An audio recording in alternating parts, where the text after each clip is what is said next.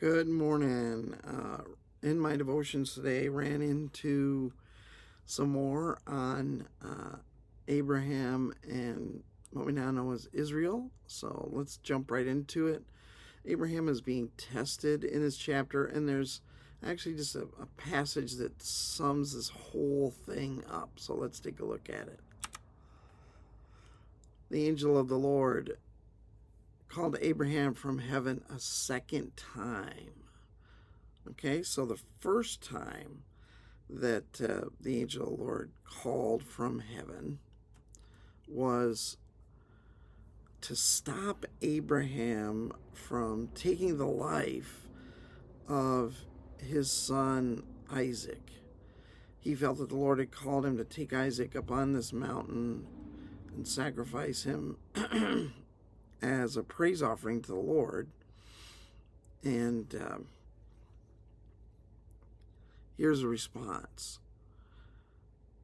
And said, I swear by myself, declares the Lord.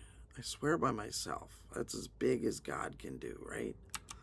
That because you have done this and have not withheld your son, your only son, I will surely bless you.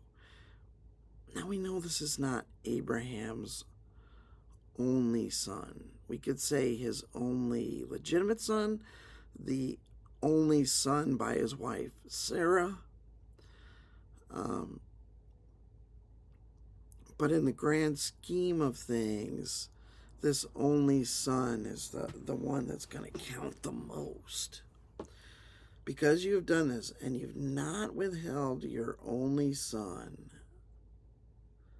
I will surely bless you because of your radical obedience that I had to stop.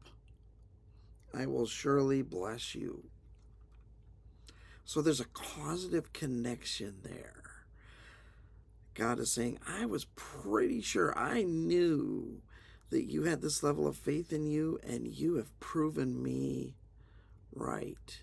But the fact that God stopped it, that he called out from heaven the first time and said, no, don't do this, says God really does not ever want child sacrifice. He wants us to be willing to sacrifice what's closest to us, but he never wants child sacrifice. Never.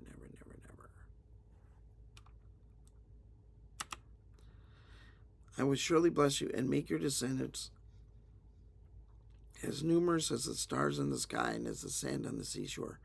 And this is taking us back to that first promise, right? Using the same exact language. Stars in the sky, sand on the seashore. Your descendants will take possession of the cities of their enemies. Again, this here goes back to that first promise, and through your offspring, all nations on earth will be blessed because you have obeyed me. I knew it was in you, and you have shown to have this level of faith that even if I asked for your son back, that you would trust me and my promise and go for it. That's a huge level of faith and trust, right? Abraham is not just your average Joe in the way that he trusts the Lord. We've seen he's got issues, right? He's got things, plans that were kind of dumb that he stuck to when he shouldn't have. But his trust in the Lord at this point in his life is humongous. Then Abraham returned to his servants, and they set off together for Beersheba. And Abraham stayed in Beersheba. So, what does this mean for Israel today? I think God is looking for Abraham level faith among the people and especially the leaders of Israel.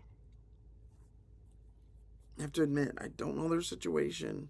I haven't lived in it.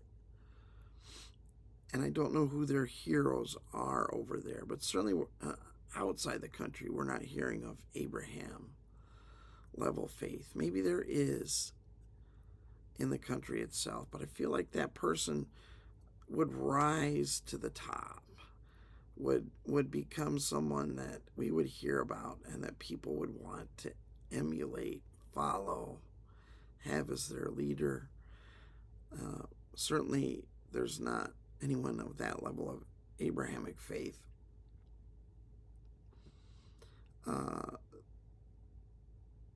that's trusting the Lord to that level. We're not seeing him outside the country. May the Lord add his blessing to this reading of his word.